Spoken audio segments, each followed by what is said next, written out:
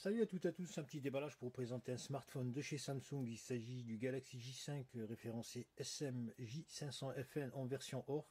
Donc un modèle qui est sorti courant du premier semestre 2015.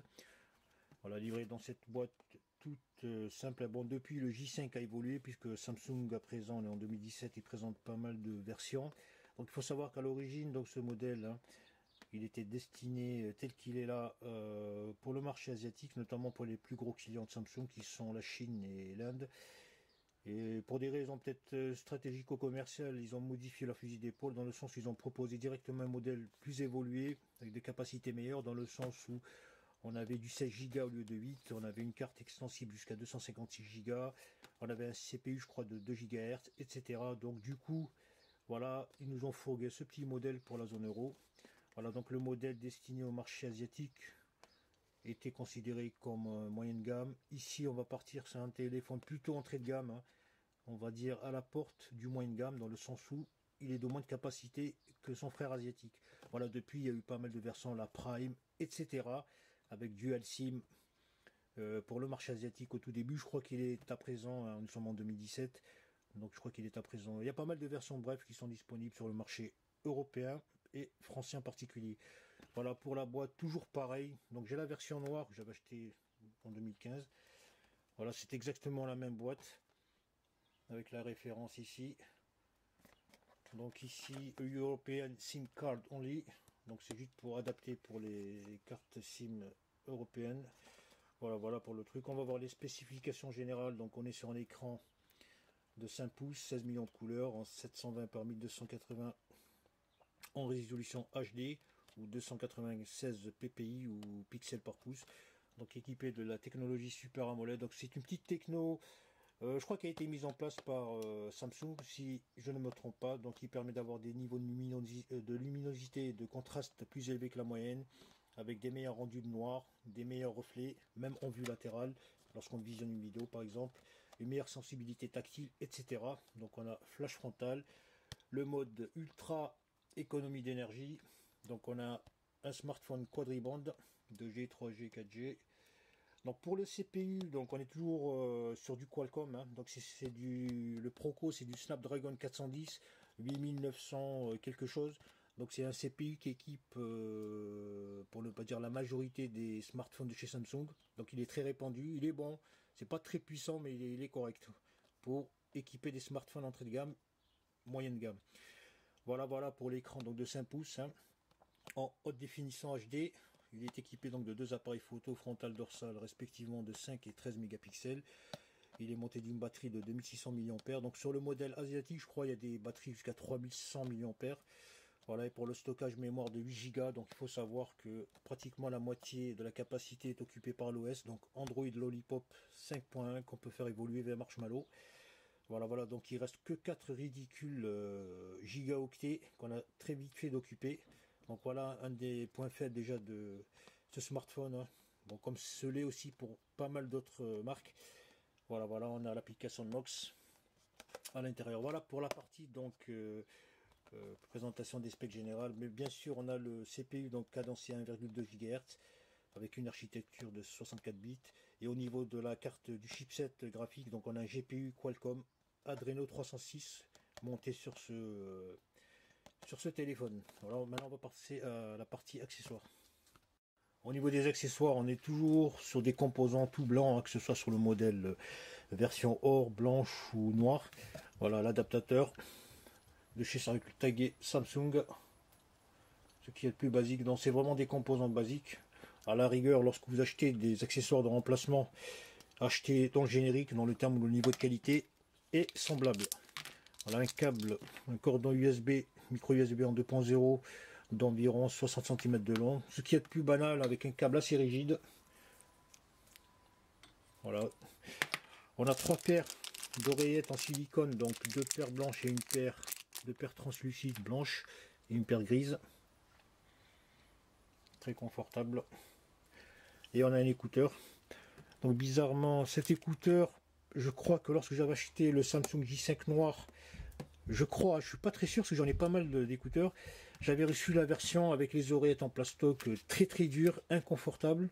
qui était sphérique avec un débordement, donc je n'avais pas aimé. C'était vraiment des écouteurs de très mauvaise qualité en termes de fabrication et très inconfortables. On a celles-là qui sont un peu plus fines, qui s'intègrent mieux au pavillon auriculaire, donc elles sont plus confortables. Si ça veut bien focaliser, voilà, avec ces mousses, donc déjà équipées, et les 3 paires de remplacement. On a une barre de contrôle ici, sans micro, d'environ 35 mm de long. Alors, je sais pas pourquoi ça focalise pas, voilà. Avec une prise donc en 3.5. Alors je sais pas si elle est plaquée or ou pas, elle doit être plaquée or. Et voilà, voilà ce qu'il y a pour les accessoires. À propos du téléphone, donc on est sur un appareil très ergonomique. Il n'est ni trop petit ni trop grand. Très bonne finition comme Samsung sait très bien les faire. Donc sur la partie extérieure, on a un cerclage tout en plastique. Et il faut savoir que les composants majeurs sont en plastique. Un cerclage avec effet inox. Voilà. Donc pour la partie bouton, on a 3 boutons physiques. Le bouton on-off, le bouton accueil au home ici, et le bouton volume latéral.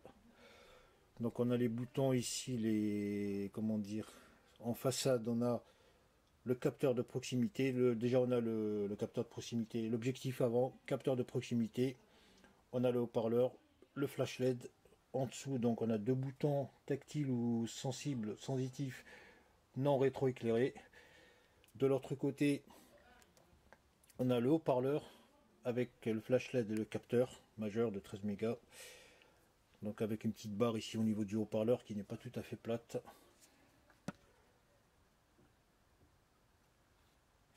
Voilà, en bas, on a le microphone, le point tout petit ici.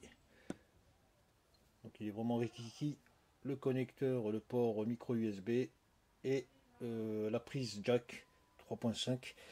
Donc l'architecture, l'usinage est fait de manière un peu courbée vers l'intérieur. Vous voyez, c'est incurvé, c'est pas tout à fait plat. Voilà, voilà pour ce qui est de la partie extérieure.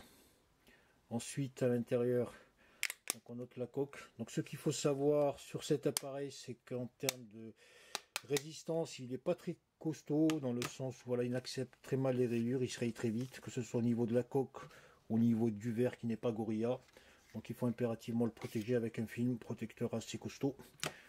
Donc voilà pour la coque très fine, elle est très très fine, assez flexible, avec ces petits connecteurs en plastique pour la fixation de la coque sur l'appareil. À l'arrière, donc, on a une pile, une batterie de 2600 mAh amovible. C'est un point intéressant, dans le sens où on peut la changer ou en avoir une seconde. Un compartiment ou un slot double étage pour intégrer à la fois la carte micro SIM et la carte micro SD. Donc les nano, les SD, tout ça, ça passe pas. Il faut impérativement avoir par exemple de la micro SD, donc extensible jusqu'à 128 Go. Voilà le slot. Donc ici c'est un slot supplémentaire pour intégrer une carte SIM. Alors ce qu'il faut savoir, c'est que les industriels, en l'occurrence Samsung, lorsqu'ils fabriquent des châssis, il ne va pas s'amuser à fabriquer un châssis pour chaque version. Donc là par exemple sur les J5 asiatiques, on a des dual SIM. Donc il y a 2 compartiments. Pour nous, ça sera qu'un seul compartiment, raison pour laquelle il est réservé tout simplement. Voilà, voilà. Ici donc on a un petit slot avec une nappe pour connecter un écran. Donc, je vais vous la montrer. Donc c'est vraiment très petit. On peut la soulever. Voilà à quoi ça ressemble. Ensuite, on a donc 2 petits connecteurs pour intégrer ou fixer des antennes extérieures. Donc ici, je ne sais pas si vous allez voir R1 et R2. Donc c'est pour les antennes radio. Il y a également des smartphones sur lesquels on trouvera un G pour le GPS ou peut-être des W, j'en ai jamais vu, mais W pour la Wi-Fi, c'est lorsqu'on veut mettre des antennes Wi-Fi. Voilà, voilà, de manière globale, ce qu'il y a à l'arrière de cet appareil. Ensuite, bien sûr, il est équipé il embarque la norme NFC, donc antenne pour appairer un appareil de manière à communiquer avec lui. Bien sûr, il faut que l'appareil soit également équipé de la norme NFC. Voilà pour ce qui est de l'aspect intérieur de ce smartphone. Là, on va voir la partie soft ou application. Donc, je l'ai remis aux paramètres usine pour vous montrer exactement à quoi il ressemble lorsque livré. Donc, voilà, il est livré avec des applications préinstallées qui sont pas très nombreuses. On a le petit Soft Coyote payant, donc c'est une version d'essai. Bien sûr, on peut enrichir donc les applications en allant dans la fenêtre appli, puisqu'il y a pas mal d'applications embarquées. Donc celles des plus répandues, les plus communes.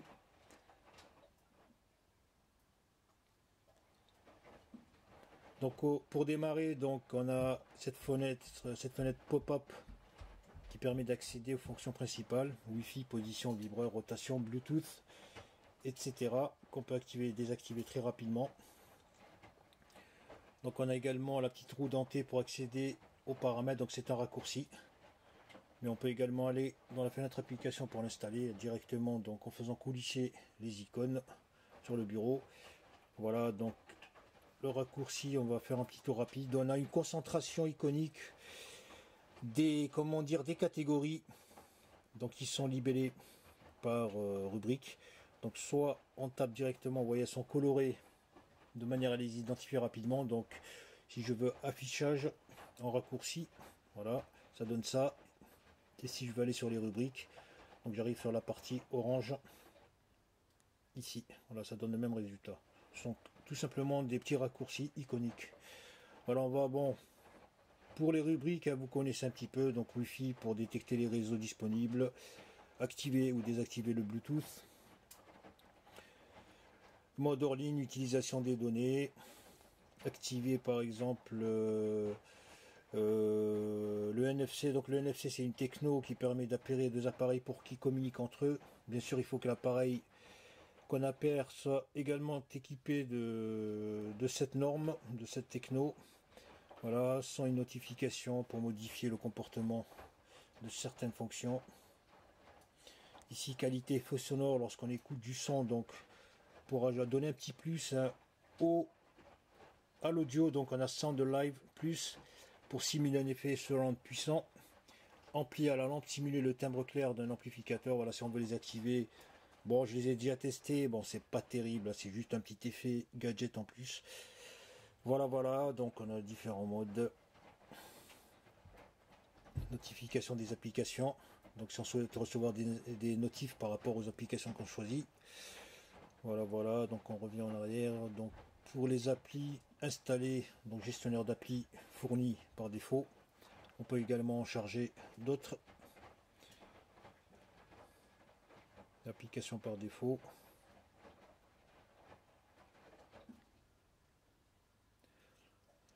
Écran de verrouillage. Bon, les thèmes, en termes de thèmes, c'est pas très riche, on peut en rajouter si on souhaite. Les applis, on l'a vu, les fonds d'écran, c'est pareil. Il n'y en a pas des masses, c'est vraiment basique. On peut changer de mode. Donc là, je suis en mode standard. Le mode simplifié, ça ressemble à ça, tout simplement. Avec des icônes plus grandes. Mais il faut que je valide mon mode simplifié effectué. Et donc ça ressemble à ça. Donc avec des plus grosses icônes, vous voyez. Voilà, en gros, je vous montre les applis. Donc fond d'écran, les comptes, donc création de comptes. Si on souhaite rajouter des comptes Google, Samsung ou autre. Accessibilité, donc vue. Donc gérer la police, activer ou désactiver le contrôle par geste, etc. Inversion des couleurs. Bon, grosso modo, des trucs très répandus. Langue est saisie. Donc on peut modifier la langue ou le clavier. Le contrôle par voix ou pas, etc. Donc date et heure pour aller changer de fuseau, de date, de format horaire. Mode d'emploi, si on souhaite consulter le mode d'emploi du téléphone directement en se connectant via le navigateur au site Samsung. Et donc à propos de l'appareil, donc on a la version Android Lollipop 5.1 qu'on peut faire évoluer vers Marshmallow. Et ici, donc activation de la mise à jour automatique ou pas. Et rechercher des mises à jour si on souhaite. Donc il faut savoir que le fichier Marshmallow il pèse pratiquement 1 gigaoctet de capacité. Voilà la version Nox, donc 2.4, etc. Donc là, vous l'avez compris, c'est les petites rubriques qu'on a pratiquement sur tous les smartphones. C'est pas très complexe, c'est très intuitif, on navigue très facilement. Donc la prise en main est très rapide, c'est pas très complexe au niveau donc de la gestion des applications. Voilà, on va essayer de voir de manière plus rapprochée certaines fonctionnalités. Par exemple, le téléphone, icône. Donc le téléphone très intuitif, on a un clavier iconique d'accès rapide, on a des touches très très larges, vraiment on risque pas de se tromper. Vous voyez, c'est très simple. Donc plus pour accéder donc à certaines fonctionnalités, les paramètres. Voilà. Voilà, c'est très simple d'usage. On peut ajouter un contact très rapide ici, consulter le journal, les favoris, les contacts. Voilà pour ce qui est de la partie téléphone. Au niveau des onglets, donc de toutes les applis qu'on ouvre, on peut les dégager soit en cliquant sur la petite croix ici, soit en faisant coulisser de cette manière. Voilà. Donc ici on contrôle toutes les applis ouvertes.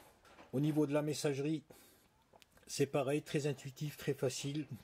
Donc on a l'icône de composition. On peut choisir le destinataire, donc on va dans ses contacts ou le rajouter, écrire le message. Donc sur Lollipop, il y a un petit truc, c'est que en termes de symboles, c'est pas très riche. Il faut vraiment évoluer, migrer vers la version Marshmallow pour avoir plus, comment dire, plus d'icônes. Donc je l'avais auparavant, donc comme j'ai remis les paramètres usine, du coup j'ai perdu la version Lollipop. Voilà, donc c'est pas très riche, hein. Il faut vraiment installer le Marshmallow pour avoir plus d'icônes. Voilà, sinon la composition très simple, on peut joindre des fichiers images, photographes, qu'on a pris des photos, des vidéos, des trucs, tout ce type de fichiers pour joindre des fichiers sans souhait. Voilà ce qu'il y a de plus basique en termes de messagerie. Pour le contrôle de certains aspects du téléphone, on a, ou certaines applications, fonctions plutôt, on a Smart Manager qui va permettre d'accéder directement, avoir un visu sur l'état de la batterie, l'état du stockage, de la RAM, protection. On peut également nettoyer, donc si je veux voir la batterie, ce qui s'y passe, voilà le temps qui me reste, le temps d'usage en termes d'utilisation, 85%. Donc je suis en mode économie d'énergie. Donc si bien sûr je veux économiser plus d'énergie, il faut désactiver les boutons qui consomment, la Wi-Fi, position, rotation auto, Bluetooth. Ce sont des fonctions qui consomment de l'énergie. Voilà, donc je reviens en arrière, je vais sur la fonction stockage. Voilà, donc il me donne les données inutiles que je peux balayer, nettoyer, utilisation système, etc. On peut avoir plus de détails sur la mémoire de l'appareil. Voilà, donc on peut également formater la carte, hein, si vous voyez bien en bas, directement sur le smartphone. Voilà, donc l'autre fonction c'est l'usage de la RAM. Donc toutes les applis actives qui consomment de la RAM sont affichées sur l'écran. Voilà, je peux mettre fin à l'activité par exemple de certains services. Il ne faut pas fermer tout et n'importe quoi. Par exemple Google Play Music, j'en ai pas besoin. Je le ferme, je lui dis fin. Normalement il doit la prendre en compte. Voilà pour diminuer l'usage de la RAM. Protection, donc désactiver. Voilà, si je veux accepter d'être protégé par ce soft, hein, voilà, il va faire un petit scan, analyser l'appareil. Voilà, donc je peux activer Nox ici ou pas. Voilà pour ce qui est de Smart Manager. Là on va voir la radio, hein, puisque c'est une application que j'utilise assez fréquemment, surtout quand je fais du sport ou je jardine. Donc elle est très intéressante. Donc une application basique. Il faut impérativement connecter les écouteurs pour l'activer. Donc on a le petit interrupteur ici, on-off. Voilà, donc on a l'échelle graduée, donc tactile pour changer de chaîne, mais c'est vraiment approximatif. Donc on a le choix soit de le faire de cette manière, donc on n'est pas tout juste, soit donc d'aller directement dans les paramètres. Donc la première chose à faire bien sûr c'est d'analyser les stations. Voilà, on va aller, il fait un balayage global pour capter les stations disponibles. Voilà, c'est une appli, vraiment elle est très simple. Voilà, donc il m'a trouvé 24 stations qui sont affichées maintenant ici. Donc ce qu'il y a d'intéressant, c'est que je peux tout de suite favoriser les stations si je les connais par fréquence. Donc favoriser, c'est tout simplement mettre en favori en cliquant ici. Voilà, j'ai mis l'étoile jaune, donc je sais que c'est un favori. Voilà, je vais aller sur RMC 7.5, celle-là. Voilà, ou basculer directement d'une station à l'autre. De cette manière, c'est plus fin que sur l'échelle graduée. Et on a bien sûr la possibilité de le mettre en lecture via les écouteurs ou en lecture via haut-parleur. Donc là, on va avoir le son externalisé. Bon, normalement, il doit sortir comme ça. Voilà. Et lecture via les écouteurs.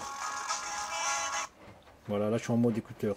Et enfin, on a la possibilité d'enregistrer les programmes directement. Donc il va être enregistré, je sais pas, au format MP3 ou Wave, je sais pas, comme c'est du son. Voilà, et de stopper donc l'enregistrement directement ici. Voilà, ça crée des fichiers de ce type. Radio 001 SD, donc c'est stocké sur la carte SD. Voilà pour ce qui est de la radio, très intuitif, très pratique. Je vais vous montrer côté audio et vidéo ce que ça donne. Je vais exploiter le lecteur gratuit de chez VLC. Donc ce qu'il faut savoir, c'est que le haut-parleur il est disposé au dos. Donc question son, quand on met à plat le smartphone, on a un son assez écrasé. Donc il faut impérativement le soulever et le relever pour que le son soit bien délivré. Voilà un petit défaut de guillemets de cet appareil. Donc on va mettre Appleseed Alpha. Je vais mettre le son maxi.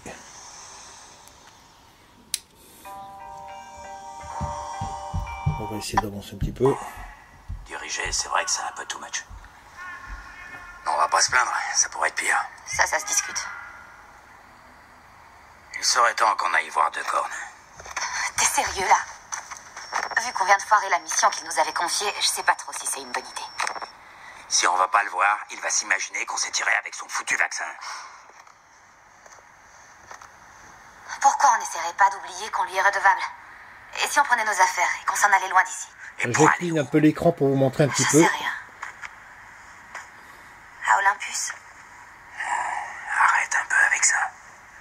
Tu crois vraiment que cette ville existe, c'est ça? J'en sais rien, peut-être. Par ici.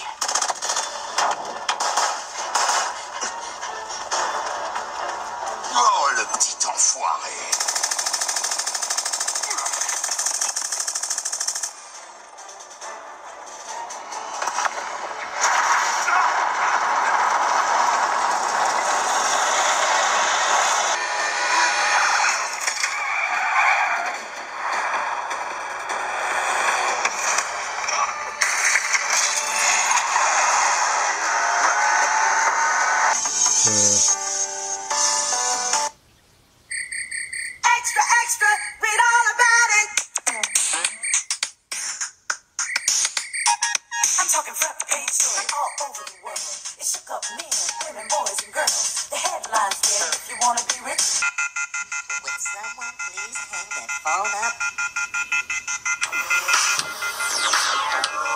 Voilà le son audio. En audio, il est encore plus puissant que sur les vidéos.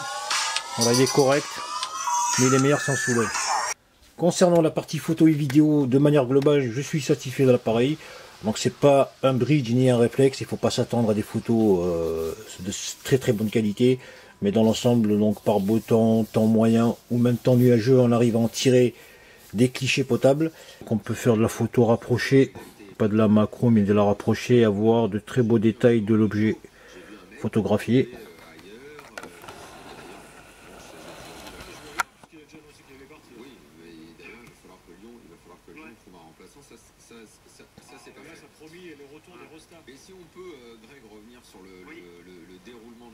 Voilà pour la photo, donc il faut pas bouger parce que l'appareil est assez sensible au tremblement.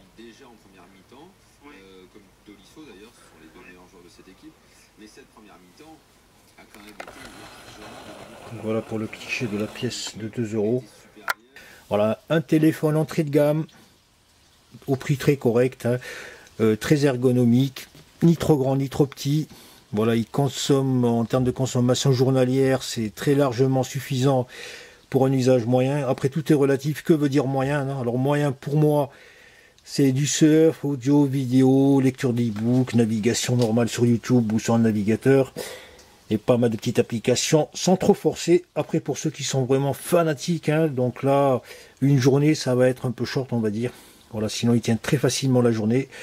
Bien sûr, il faut désactiver les fonctionnalités qui ne servent à rien lorsqu'on est dehors, par exemple, je sais pas moi, le Bluetooth ou rotation écran, etc. Pour éviter de trop consommer. On peut le passer en mode super économie d'énergie. Alors le mode C, mode ultra économie d'énergie. Voilà, de manière à désactiver pas mal de, comment dire, d'applications qui tournent pour rien, tout simplement. Donc je le répète, c'est pas du Gorilla, donc un verre assez sensible aux rayures qu'il faut protéger. Pareil pour la coque en plastique qui se raye très vite, donc il faut mettre une coque en plastoc, en silicone. Voilà, de manière globale, je suis satisfait de ce téléphone, de ce deuxième J5. Très pratique, hein. Voilà, intuitif. Après, bien sûr, tout est relatif. Si on souhaite avoir une bête de course, il faut passer à un modèle supérieur. Sinon, on peut pratiquement tout faire jusqu'à un certain niveau. Également pour les jeux, qu'on peut exploiter de manière correcte.